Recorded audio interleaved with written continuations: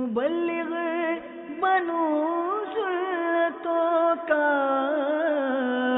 خوب چرچا کروں سنتوں کا، ہو کرم بہر خاک مدینہ۔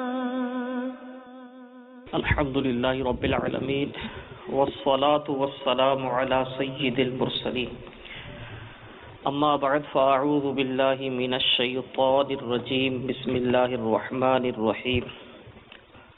الصلاة والسلام علیک یا رسول اللہ، الصلاة والسلام علیک یا رسول اللہ، وعلی آلک واصحابک یا حبیب اللہ، وعلی آلک واصحابک یا حبیب اللہ، الصلاة والسلام علیک یا نبی اللہ، الصلاة والسلام علیک یا نبی اللہ، وعلی آلک واصحابک یا نور اللہ۔ وعلی آلک واصحابک یا نور اللہ۔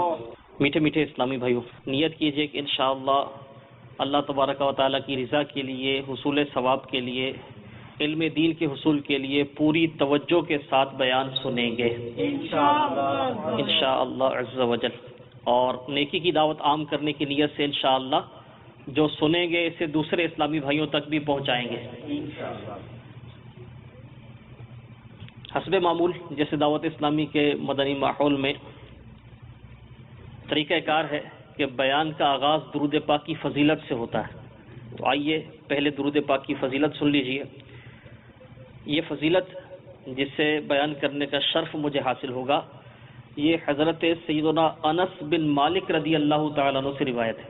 حضرت سیدنا انس بن مالک رضی اللہ تعالیٰ عنہ مشہور صحابی رسول ہیں، انہیں پیارے آقا صلی اللہ تعالیٰ علیہ وسلم کی بارگاہ میں حاضری کا شرف حاصل رہا، اور یہ روایت بھی آپ نے سنی ہوگی، مدنی چینل کے ناظرین نے بھی سنی ہوگی، کہ سیدنا انس بن مالک رضی اللہ تعالیٰ عنہ فرماتے ہیں کہ میں 10 سال پیارے آقا علیہ الصلوۃ والسلام کی بارگاہ میں حاضر رہا، لیکن آپ نے مجھے ایک بار بھی نہیں جھڑکا۔ یہ وہ خادم خاص ہے، اور روایت میں اس طرح کے الفاظ بھی ہیں کہ کوئی کام کیا تو یہ نہیں کہا کہ یہ کیوں کیا، اور اگر کچھ نہیں کیا تو یہ نہیں ارشاد فرمایا کہ کیوں نہیں کیا۔ سبحان اللہ عز و جل، ایسا زبردست اخلاق۔ حضرت سیدنا انس بن مالک رضی اللہ تعالیٰ عنہ روایت کرتے ہیں کہ رسول بے مثال محبوب رب ذوالجلال صلی اللہ تعالیٰ علیہ وسلم نے ارشاد فرمایا، بروز قیامت ہر جگہ میرے سب سے زیادہ قریب وہ شخص ہوگا جس نے دنیا میں مجھ پر سب سے زیادہ درود پڑھا ہوگا۔ مزید ارشاد فرمایا، جس نے مجھ پر روز جمعہ اور شب جمعہ 100 مرتبہ درود پاک پڑھا، اللہ رب العزت اس کی 100 حاجتیں پوری فرمائے گا، 70 آخرت کی اور 30 دنیا کی۔ اور اللہ عز و جل اس درود پاک پر ایک فرشتے کو مقرر فرمائے گا، وہ اس کو میری قبر میں ایسے لائے گا جیسے تمہارے پاس تحفے لائے جاتے ہیں، اس طرح وہ فرشتہ درود پاک لے کر حاضر ہوگا۔ وہ اس درود پاک پڑھنے والے کا نام اور اس کا نسب اور اس کے قبیلے تک بیان کرے گا، تو میں اسے اپنے پاس ایک سفید صحیفے میں درج کر لوں گا۔ سبحان اللہ عز و جل۔ صلو علی الحبیب صلی اللہ تعالی علی محمد وعلی آلہ وصحبہ وسلم۔ میٹھے میٹھے اسلامی بھائیوں جو یہاں اٹلانٹا میں موجود ہیں، آپ بھی اور مدنی چینل کے ناظرین بھی، اس درود پاک کی فضیلت جو بیان ہوئی، اس میں جہاں حاجتیں پوری ہونے کا بیان ہے، اس درود پاک کا بارگاہ رسالت میں پیش کرنے کا بیان ہے، یہ بھی اس روایت میں بیان کیا گیا ہے کہ قیامت کے دن نبی پاک صلی اللہ علیہ وسلم ارشاد فرماتے ہیں کہ میرے سب سے زیادہ قریب وہ شخص ہوگا جس نے دنیا میں مجھ پر زیادہ درود پڑھے ہوں گے۔ جس نے سب سے زیادہ درود پڑھا ہوگا وہ اتنا ہی زیادہ قریب ہوگا۔ اور قیامت کا حال آپ نے سنا ہوگا، اس طرح کی روایات بیان کی جاتی ہیں، سنتے رہتے ہیں کہ قیامت کے دن سورج 1.25 میل پہ رہ کے آگ برسا رہا ہوگا اور ہر کوئی وہ اپنی فکر میں ہوگا. تو ایسے میں جو نبی پاک صلی اللہ تعالی علیہ وسلم کے قرب میں ہوگا یقیناً اس کا بیڑا پار ہوگا. مولانا حسن رضا خان رحمۃ اللہ تعالی علیہ آپ فرماتے ہیں ڈھونڈا ہی کریں صدر قیامت کے سپاہی وہ کس کو ملے جو تیرے دامن میں چھپا. جو یہ چاہتا ہے کہ اسے بروز قیامت اللہ تبارک و تعالیٰ کے محبوب کا قرب نصیب ہو اسے چاہیے کہ وہ زیادہ درود پاک پڑھا کرے. صلو علی الحبیب صلی اللہ تعالی علی محمد وعلی آلہ وصحبہ وسلم.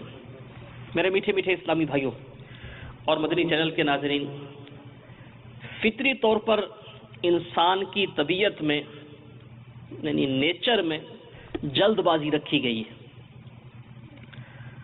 اور عموماً ایسا ہوتا ہے ایک بڑی تعداد کوئی بھی کام کرتی ہے، خواہ وہ دنیاوی امور سے اس کا تعلق ہو یا اخروی امور سے ہو، یعنی عبادت کے معاملات ہوں یا دنیاوی معاملات.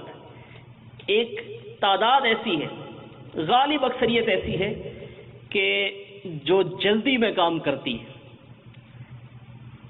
بغیر سوچے سمجھے، بغیر سوچ و بچار کیے، غور و تفکر کیے بغیر کام کرنا، یہ کہلاتا ہے عجلت، جلد بازی. اور اس کا الٹ ہے ٹھہراؤ، تحمل، بردباری کا متضاد ہے جلد بازی، عجلت. ایک بڑی تعداد ایسی ہے، غالب اکثریت ایسی ہے کہ جو دنیاوی امور میں بھی جلد بازی سے کام لیتی ہے اور آخرت کے امور میں بھی. آئیے آج مختصر سے وقت میں اس سے متعلق کچھ مدنی پھول حاصل کرتے ہیں کہ یہ جو جلد بازی ہے یہ کتنے بڑے نقصان کا سبب بن سکتی ہے اور ہمیں کیا کرنا چاہیے، ہمیں کس طرح اپنے دنیاوی اور اخروی جو معاملات ہیں وہ کس طرح سر انجام دینے چاہیے. چنانچہ آپ صلی اللہ تعالی علیہ وسلم نے ارشاد فرمایا، یہ ترمذی شریف کی حدیث ہے، ارشاد فرمایا غور و فکر اللہ عز و جل کی طرف سے ہے اور جلد بازی شیطان کی طرف سے. یہ تو حدیث شریف. اب اس کی شرح سنیے. مرآت المناجی میں مفتی احمد یار خان نعیمی رحمۃ اللہ تعالی علیہ آپ اس حدیث کے تحت ارشاد فرماتے ہیں یعنی دنیاوی یا دینی کاموں کو اطمینان سے کرنا یہ اللہ تبارک و تعالیٰ کے الہام سے ہے، اور ان میں جلد بازی سے کام لینا یہ شیطانی وسوسہ ہے. میرے میٹھے میٹھے اسلامی بھائیوں، شیطان جو ہے یہ جلد باز انسان سے کھیلتا ہے اور اس کو ایسے طریقے سے برائی کی طرف لے کر جاتا ہے کہ خود اسے نہیں پتہ چلتا، جلد باز کو نہیں پتہ چلتا، لیکن شیطان اس کو برائی کی طرف لے جاتا ہے. جیسا کہ شیخ الاسلام شہاب الدین امام احمد بن حجر مکی شافعی علیہ رحمۃ اللہ الہادی ارشاد فرماتے ہیں جلد بازی ہوتی تو شیطان کی طرف سے ہے مگر وہ خود جلد باز نہیں ہے. یعنی شیطان خود جلد باز نہیں ہے لیکن وہ انسان کو جلد بازی سے برائی کی طرف لے جاتا ہے، بلکہ انسان کو اس طرح آہستہ آہستہ برائی میں مبتلا کرتا ہے کہ اسے خبر بھی نہیں ہوتی. لیکن جو شخص کوئی عملی قدم اٹھانے سے پہلے، پریکٹیکل کرنے سے پہلے خوب غور و فکر کر لیتا ہے تو اسے اس کام میں بصیرت حاصل ہو جاتی ہے. لہٰذا جب تک کسی کام میں بصیرت حاصل نہ ہو تو اس میں جلد بازی نہیں کرنی چاہیے سوائے اس کام کے جس کا فوراً کرنا واجب ہو اور اس میں غور و فکر کی کوئی گنجائش ہی نہ ہو. آپ نے شیخ شہاب الدین امام احمد بن حجر مکی شافعی رحمۃ اللہ تعالی علیہ کا قول سنا کہ شیطان جو ہے وہ اس انداز پر برائی کی طرف لے کر جاتا ہے کہ اس برائی تک پہنچنے والا وہ انسان اس کو خبر ہی نہیں ہوتی، اسے محسوس ہی نہیں ہوتا. لیکن جو شخص کام کرنے سے پہلے سوچتا ہے اور بصیرت حاصل کرتا ہے تو جب اسے وہ بصیرت حاصل ہو جاتی ہے تو پھر اس کا کام وہ برائی کی طرف یعنی وہ برائی کی طرف نہیں لے جاتا بلکہ وہ اس کام کو اچھے انداز سے کر لیتا ہے. اور آپ فرماتے ہیں کہ جب تک کسی کام میں اس طرح سوچ و بچار کے بعد بصیرت حاصل نہ ہو اس وقت تک اس کام کو نہیں کرنا چاہیے۔ ہاں، جس کام کا کرنا واجب ہے، اب فرض یا واجب ہو گیا کرنا تو اب ظاہر اس کو کرنا ہی ہے، اس میں تو سوچ بچار کی گنجائش ہی نہیں۔ میرے میٹھے میٹھے اسلامی بھائیوں، کام کرنے سے پہلے فیصلہ کرنا ہوتا ہے کہ یہ کام کرنا ہے یا نہیں کرنا، اور جب فیصلہ ہو گیا، اب فیصلہ ہونے کے بعد اس کام کو کرنا پورے طریقے سے، یہ سمجھ لیں کہ دو مرحلے ہیں آسانی بات سمجھانے کے لیے۔ پہلے ہے کہ فیصلہ اور پھر کام کا پریکٹیکل اس کام کا کرنا۔ دونوں معاملات میں جلد بازی انسان کو نقصان کی طرف لے کر جاتی ہے۔ اگر فیصلے میں جلد بازی کرے گا تب بھی ہو سکتا ہے کہ اس کے نتیجے سے بے پرواہ ہو کے کام کرے اور بعد میں نقصان ہو، اور فیصلہ تو اس نے درست کیا تھا لیکن کام کرنے میں جلد بازی کی اور صحیح طریقے سے کام نہیں کیا تو اب بھی نقصان ہو سکتا ہے، اب بھی ناکام ہو سکتا ہے۔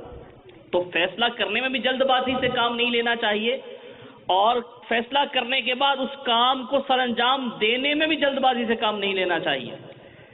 بات جو ہے نا وہ مثال سے زیادہ سمجھ میں آتی ہے، تو چند مثالیں لیتے ہیں کہ ہم کن کن امور میں عموماً جلد بازی کا شکار ہو جاتے ہیں، لوگ عموماً کن کن کاموں میں جلد بازی کا شکار ہوتے ہیں اور اس وجہ سے پھر نقصان اٹھاتے ہیں۔ تو پہلے روزمرہ کے معاملات میں چند مثالیں، پھر انشاءاللہ اخروی امور عبادت کے حوالے سے چند مثالیں میں پیش کروں گا۔ کسی کے بارے میں رائے قائم کرنے میں عموماً جلد بازی سے کام لیا جاتا ہے، یہ بڑی ہی اہم بات ہے۔ کامیاب زندگی گزارنے کے لیے سمجھ لیں بہت اہم مدنی پھول ہے کہ کسی کے بارے میں مثبت یا منفی رائے تو خیر قائم نہیں کرنی چاہیے، کسی کے بارے میں بدگمانی کا شکار نہیں ہونا چاہیے، لیکن کسی کے بارے میں کوئی بھی آپ رائے قائم کریں، خواہ مخواہ کسی سے بدگمان تو نہیں ہوں گے، لیکن کسی کے بارے میں کوئی بھی رائے قائم کریں تو جلد بازی سے کام نہ لیں۔ بعض لوگ ایسے ہوتے ہیں کہ وہ بہت جلدی متاثر ہو جاتے ہیں۔ کسی شخص کے ساتھ ایک ہی ملاقات ہوئی، کچھ دیر بیٹھے، ایک سفر میں ساتھ رہے، کہیں ایک میٹنگ میں ساتھ تھے، کسی شخص سے ایک ہی ملاقات ہوئی، کچھ دیر اکٹھے رہے یا چند بار ملاقات ہوئی، تو مختصر سا تعارف ہوا، ایک میٹنگ میں یا چند ملاقاتوں میں اتنے متاثر ہوئے، اس کے بارے میں ایسی رائے قائم کر لی، اس پر اندھا اعتماد کر لیا۔ پھر کیا ہوتا ہے کہ اس پر اندھا اعتماد کرنے سے نقصان ہوتا ہے۔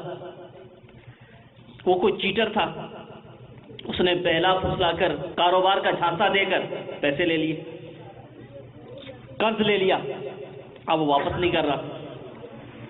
اب یہ تو ہوا یعنی اندھا اعتماد۔ دوسری طرف بعض لوگ ایسے ہوتے ہیں کہ جن کا ساتھ، جن کی صحبت بڑی مفید ہوتی ہے، لیکن کسی چھوٹی سی کوئی ایسی پرابلم ہوتی ہے ان کے مزاج کے حوالے سے، کوئی ایسی پرابلم ہوتی ہے چھوٹی سی کہ ہم ان کے بارے میں منفی رائے قائم کر لیتے ہیں۔ اب ان کی صحبت سے جو فائدہ پہنچنا تھا نا، اس فائدے سے محروم ہو جاتے ہیں۔ وہ آدمی ہوتا اچھا ہے، اس کی صحبت جو ہے وہ ہمیں فائدہ دے گی، لیکن کوئی چھوٹی سی بات ہو گئی، اس چھوٹی سی بات سے اب ہم اس کی صحبت سے دور ہو جاتے ہیں، اس کے بارے میں منفی رائے قائم کر لیتے ہیں کہ یار یہ شخص اچھا نہیں ہے، یا اس کے ساتھ رہنے سے کوئی خاص فائدہ نہیں ہوگا۔ تو اب کوئی ایک چھوٹی سی پرابلم تھی، اس وجہ سے ہم اس سے فائدہ نہیں اٹھا سکتے، تو کسی سے بہت جلدی متاثر بھی نہیں ہونا چاہیے اور جلدی بدظن بھی نہیں ہونا چاہیے۔ بدظن ہونے میں آپ اس سے حاصل ہونے والا نفع اس سے محروم ہو سکتے ہیں، اور آپ جلدی متاثر ہو گئے تو اب آپ دھوکہ کھا سکتے ہیں۔ اسلامی بھائیوں میں بھی ایسا ہوتا ہے اور اسلامی بہنوں میں زیادہ ہوتا ہے۔ عورتیں عموماً یہ متاثر بھی جلدی ہوتی ہیں، بدظن بھی جلدی ہوتی ہیں، اور مردوں میں بھی ہے ایسا۔ مرد ہو یا عورت، کسی کے بارے میں رائے قائم کرنے میں جلد بازی نہ کریں۔ ایک اور جو اسی رائے قائم کرنے کے حوالے سے کہ کسی کے بارے میں یہ رائے قائم کر لی جاتی ہے کہ یہ اچھا انسان نہیں ہے، تو بعض اوقات ایسی رائے قائم کرنا تو بدگمانی اور پھر وہ حرام اور گناہ میں ڈال دیتا ہے۔ ایک اور جو جلد بازی ہوتی ہے جس معاملے میں، وہ ہے خبر، کوئی بھی خبر ہے، کوئی بھی نیوز، بعض اوقات رومرز ہوتی ہیں، افواہیں، تو کسی بھی خبر کو بلا تصدیق آگے بڑھانے میں جلد بازی کی جاتی ہے، اس سے بھی بہت نقصان ہوتا ہے۔ بعض اوقات وہ خبر جھوٹی ہوتی ہے، خبر نہیں ہوتی، یعنی وہ حقیقت نہیں ہوتی، رومرز ہوتی ہیں، افواہیں ہوتی ہیں، اور پہنچتے ہی انسان اس کو آگے فارورڈ کر دیتا ہے، کسی دوسرے سے شیئر کر دیتا ہے، بتا دیتا ہے، اور بعد میں پھر پشیمانی بھی ہوتی ہے، بات پتہ چلتا ہے کہ یوں نہیں یوں تھا۔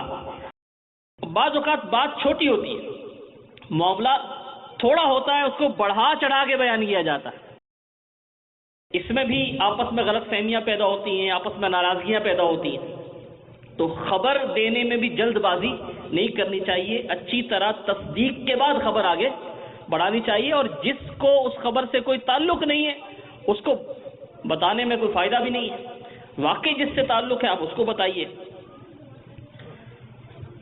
فیصلہ کرنے کا پہلے تذکرہ ہوا کہ کسی بھی کام کے دو مرحلے ہیں، ایک ہے فیصلہ کرنا اور دوسرا اس پر عمل کرنا، عملی جامہ پہنانا۔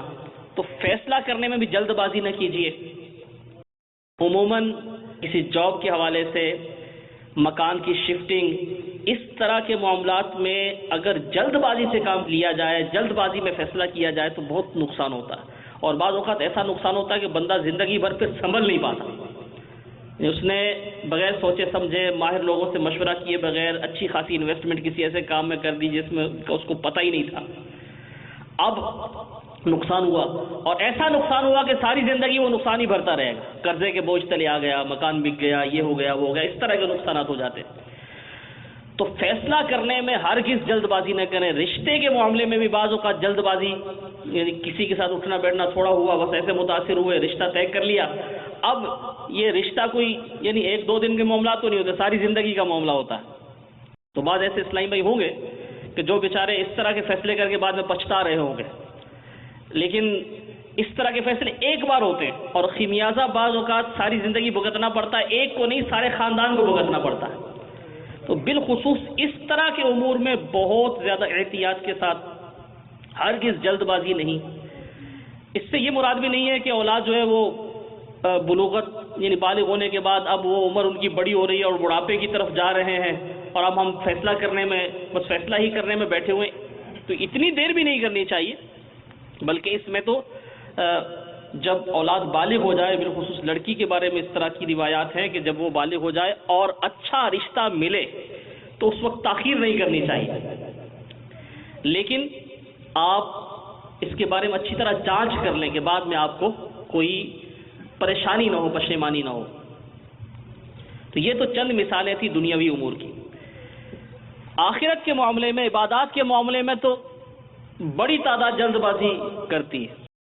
مثلا عموماً نماز پڑھنے میں بہت زیادہ جلد بازی کی جاتی ہے۔ ایک تعداد نماز پڑھتی نہیں ہے، جو پڑھتے ہیں وہ بہت یعنی تیزی سے نماز پڑھتے ہیں، یہاں تک کہ ایک عمومی غلطی ہے، ہر کوئی اپنے اوپر غور کرے۔ مدنی چینل کے ناظرین بھی جو اسلامی میں یہاں اٹلانٹا میں موجود ہیں، آپ بھی، آپ نے شاید کبھی غور نہیں کیا ہوگا، غور کریں گے تو آپ کو محسوس ہوگا۔ اب نماز کے ارکان ہیں، مثلا ہم قیام میں ہیں، قیام میں کھڑے ہو کے ہم نماز پڑھ رہے ہیں۔ اب قرات کرتے ہیں نا قیام میں، مثال کے طور پر ہم نے سورہ فاتحہ شریف کے بعد سورہ اخلاص کی تلاوت کی، قل هو اللہ احد اللہ الصمد لم یلد ولم یولد ولم یکن له کفوا احد، یا سورت مکمل ہوگی۔ اب ہم نے اس کے بعد رکوع کرنا ہے، لیکن آپ غور کیجئے گا، ہو سکتا ہے آپ خود بھی اس میں مبتلا ہوں کہ اب کفوا احد کہنے کے بعد رکوع میں جانا ہے نا، لیکن ایک تعداد کیا کرتی ہے کہ وہ ابھی قرات کر رہی ہوتی ہے اور ساتھ ہی ہاتھ بھی کھلنا شروع ہو جاتے ہیں، ساتھ ہی جھکنا بھی شروع ہو جاتے ہیں، اور بہت سو کی شاید قرات تو جا کے رکوع میں ختم ہوتی ہوگی۔ ایک تعداد اس طرح نماز پڑھتی ہے کہ ان کو نہیں پتا ہوتا کہ ہم نے کون سا رکن کب شروع ہوا، کب ختم ہوا، ابھی وہ سجدے سے پورے اٹھتے نہیں ہیں، یعنی بیٹھتے ہیں قعدہ میں، ابھی پورے بیٹھتے بھی نہیں، ابھی یعنی وہ اٹھ رہے ہوتے ہیں سجدے سے تو التحیات شروع کر دیتے ہیں۔ تکبیر انتقال، یہ جو ہم ایک رکن سے دوسرے رکن میں جاتے ہوئے اللہ اکبر کہتے ہیں نا، جو شروع میں تکبیر ہوتی ہے یہ کہلاتی ہے تکبیر تحریمہ، اور جو دوران میں یہ تکبیریں ہیں یہ کیا کہلاتی ہیں؟ تکبیرات انتقالات یا تکبیر انتقال۔ اب رکوع ہم نے کیا، رکوع کے بعد سمیع اللہ لمن حمدہ کہتے ہوئے کھڑے ہوئے اور یعنی کمر سیدھی ہوئی، اب کہنا ہے ربنا لک الحمد، اور جب یہ مکمل ہو جائے تو اب آپ نے سجدے کی طرف جاتے ہوئے آپ نے اللہ اکبر کہنا ہے۔ لیکن آپ غور کیجئے گا، ایک بڑی تعداد ایسی ہے، اپنے اوپر غور کریں، بڑی تعداد ایسی ہے کہ وہ کب یعنی رکن ختم ہوا اگلے رکن کی طرف جا رہے ہیں، کب سر اٹھا رہے ہیں، کب سجدے کی طرف جا رہے ہیں، کب سجدے سے سر اٹھا رہے ہیں، اس کا کوئی نہیں ہوتا، بس زبان چل رہی ہوتی ہے، کہاں ٹھہرنا ہے، کہاں پڑھنا ہے، کہاں تکبیر شروع کرنی ہے، کہاں ختم کرنی ہے۔ اب سبحان ربی الاعلی یہ سجدے میں جا کے 3 بار تسبیح کہنی ہے یا 5 بار تسبیح کہنی ہے، تو کب شروع ہوئی کب ختم ہوئی؟ اب سر اٹھاتے ہوئے پہلے پیشانی اٹھانی ہے، پھر ناک، پھر دونوں ہاتھ، تو اس چیز کا بالکل دھیان نہیں ہوتا، اور ایک بڑی تعداد بس سمجھ لیں کہ وہ رسم ادا کر رہی ہوتی ہے۔ اس طرح کی روایات ہے کہ ایک شخص 60 سال تک مسلسل نماز پڑھتا ہے لیکن اس کی کوئی نماز بھی قبول نہیں ہوتی۔ وجہ کیا ہے؟ کہ وہ نماز صحیح طور پہ نہیں پڑھتا۔ تو ہماری جو اکثریت ہے وہ اس طرح کی غلطیاں کرتی ہے، جلد بازی کرتی ہے۔ جلد بازی میں اب وہ دھیان نہیں کرتے کہ کس وقت کون سا رکن جو ہے وہ ادا ہو رہا ہے، قرات کہاں سے شروع ہو رہی ہے، کہاں ختم ہو رہی ہے، تکبیر انتقال کب شروع کرنی ہے، کب ختم کرنی ہے، تسبیحات ان کی ادائیگی کس طرح ہوگی۔ اور ایک اور غلطی جو بڑی غلطی ہے وہ یہ ہے کہ امام کے پیچھے بھی بعض اتنے جلد باز ہوتے ہیں کہ وہ امام سے پہلے ہی رکوع میں چلے جاتے ہیں، امام سے پہلے ہی سجدے میں چلے جاتے ہیں، اور اس کی تو وعید بھی بڑی سخت بیان ہوئی ہے کہ جو امام سے پہلے رکوع یا سجدہ کرے تو اس طرح کی ہے، روایات میں اس طرح ہے کہ اس کا سر گدھے کی مانند کر دیا جائے۔ اللہ تبارک و تعالی ہمیں محفوظ و مامون رکھے۔ ہم نے امام کی پیروی کرنی ہے، امام کے پیچھے چلنا ہے، امام سے آگے نہیں بڑھنا ہے۔ تلاوت قرآن، بعض ایسے تلاوت کرتے ہیں کہ حروف چبا جاتے ہیں، حرکتیں بیچ میں چھوڑ دیتے ہیں، کہاں مد ہے کہاں وقف ہے اس کا بالکل دھیان نہیں کرتے، اور بہت سو کے تو شاید معنی فاسد ہو جاتے ہوں گے، لعن جلی کی غلطیاں ہوتی ہوں گی اور گناہ گار ہوتے ہوں گے۔ تو قرآن پاک تو ہماری اکثریت کو صحیح پڑھنا آتا ہی نہیں۔ ابھی اس وقت ہم یہاں ہیں اٹلانٹا میں، تو یہاں بھی جو مسلمان ہیں، مسلمانوں کی بڑی تعداد کو قرآن پاک صحیح پڑھنا نہیں آتا ہوگا۔ تو یہاں ہوں یا دنیا کے کسی بھی خطے میں ہوں، قرآن پاک تو درست پڑھنا سیکھنا چاہیے نا۔ ہم مسلمان ہیں تو دیگر زبانیں سیکھ رہے ہیں اور بہت کچھ سیکھ رہے ہیں، تو قرآن پاک درست پڑھنا نہ آتا ہو کتنے شرم کی بات ہے۔ تو آپ جہاں بھی ہوں قرآن پاک درست پڑھنا سیکھیں۔ الحمدللہ دعوت اسلامی کے مدنی ماحول میں مدرسۃ المدینہ برائے بالغان کا سلسلہ ہوتا ہے، تو آپ یہاں ہیں تو یہاں شرکت کریں، جہاں بھی ہیں آپ، یہ ایک زبردست موقع ہے۔ اور بالفرض آپ فزیکلی نہیں سیکھ پا رہے، اس طرح یعنی فزیکلی آپ کی اپروچ نہیں ہے، تو الحمدللہ دعوت اسلامی کا ایک شعبہ ہے مدرسۃ المدینہ آن لائن۔ تو آپ دعوت اسلامی کی ویب سائٹ پہ جائیں، وہاں آن لائن کا جو آئیکن ہے مدرسۃ المدینہ آن لائن کا شعبے کا آئیکن، آپ اس پہ کلک کریں، آپ کو تفصیلات ملیں گی، فارم ملے گا، آپ فارم فل کیجئے۔ آپ دنیا کے کسی بھی حصے میں ہوں انشاءاللہ مدرسۃ المدینہ آن لائن کے ذریعے آپ قرآن پاک پڑھنا درست سیکھ سکتے ہیں، آپ کے بچے سیکھ سکتے ہیں، آپ سیکھ سکتے ہیں۔ تو آپ درست قرآن پاک پڑھنا سیکھ لیجئے، کم از کم اتنا قرآن پاک درست پڑھنا یہ تو ضروری ہے کہ نماز درست ہو جائے۔ سورہ فاتحہ واجب ہے نماز میں پڑھنا ہر رکعت میں، اور 3 آیات مزید پڑھنا ہر رکعت میں، یعنی فرائض کی آخری 2 رکعت کے علاوہ یہ واجب ہے، اور 1 آیت کا پڑھنا فرض ہے۔ تو اتنا قرآن پاک تو آنا چاہیے لازمی، سب کو درست پڑھنا۔ اسی طرح نماز کے دیگر اذکار یہ بھی درست پڑھنا آنے چاہیے۔ تو تلاوت میں جلد بازی کی جاتی ہے، جو درست پڑھنا جانتے ہیں وہ بھی جلد بازی میں حرکتیں چبا جاتے ہیں، حروف چبا جاتے ہیں، یہاں تک کہ حفاظ کرام بھی وہ تلاوت کر رہے ہوتے ہیں تو بس وہ حرکتیں ختم کر دیتے ہیں، حروف چبا جاتے ہیں۔ اس طرح میرے میٹھے میٹھے اسلامی بھائیو یہ چند مثالیں تھیں جلد بازی کی۔ تو جلد بازی سے انسان نقصان اٹھاتا ہے۔ آپ نے سنا کہ جلد بازی جو ہے یہ شیطان کی طرف سے ہے، اور اطمینان سے ٹھہر کر کام کرنا یہ اللہ تبارک و تعالیٰ کی طرف سے ہے۔ بعض کام ایسے ہیں کہ جس میں جلد بازی یعنی جس میں جلدی کرنی چاہیے، جیسے نماز کا وقت جا رہا ہے تو آپ فوری طور پہ نماز پڑھیں گے، تو نماز میں سستی نہیں کرنی چاہیے، نماز پڑھنے میں۔ ہاں، نماز جب آپ ادا کر رہے ہیں تو اب ایسی جلد بازی نہ کریں کہ آپ کی نماز ہی درست نہ ہو۔ نماز کا وقت جا رہا ہے، ہرگز سستی نہ کیجیے، بلکہ کوشش کیجیے کہ اول وقت میں نماز پڑھ لیجیے، جماعت کے ساتھ نماز ادا کیجیے۔ اسی طرح چند اور امور ہیں جن میں جیسے قرض ہے آپ پر اور آپ ادا کرنے کی طاقت رکھتے ہیں تو آپ دیر نہ کیجیے، جلدی ادا کر دیجیے۔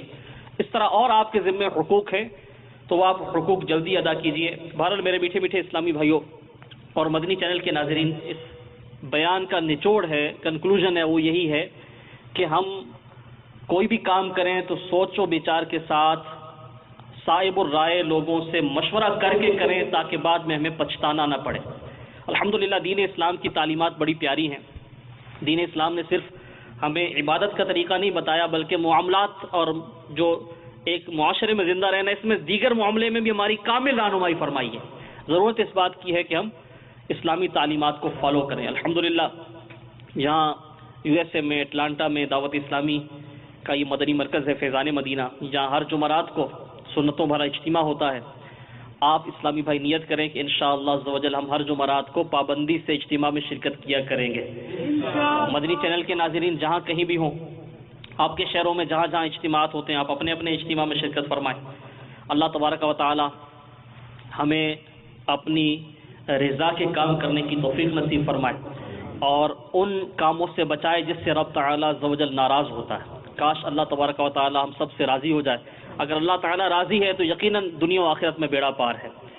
میرے میٹھے میٹھے اسلامی بھائیوں، مدنی چینل دیکھتے رہیے۔ الحمدللہ عز و جل مدنی چینل یہ یہاں بھی الحمدللہ اینٹینے کے ذریعے یعنی ڈش کے ذریعے بھی اور انٹرنیٹ کے ذریعے بھی دیکھا جا سکتا ہے، اور دنیا کے مختلف خطوں میں الحمدللہ مختلف سیٹلائٹس کے ذریعے یہ مدنی چینل کی نشریات جاری ہیں۔ تو آپ بھی مدنی چینل دیکھیں، انشاءاللہ آپ کی اپنی زندگی پر، آپ کے گھر والوں کی زندگی پر، آپ کی جو فیملی ہے، آپ کے بچے ہیں، انشاءاللہ عز و جل یہ دیکھیں گے، ان کے ذہنوں پر بہت مثبت اثر پڑے گا، اور اللہ نے چاہا تو انشاءاللہ عز و جل آپ کا گھرانہ امن کا گہوارہ بنے گا، سنتوں کا پابند بنے گا انشاءاللہ، آپ کے گھر میں نمازوں کا ماحول بنے گا۔ اللہ تبارک و تعالی ہمیں دنیا و آخرت کی برکتیں نصیب فرمائے، آمین بجاہ النبی الامین۔ صلو علی الحبیب صلی اللہ تعالی علی محمد وعلی آلہ وصحبہ وسلم۔ میں مبلغ بنوں سنتوں کا، خوب چرچا کروں سنتوں کا، ہو کرم بہر خاک مدینہ۔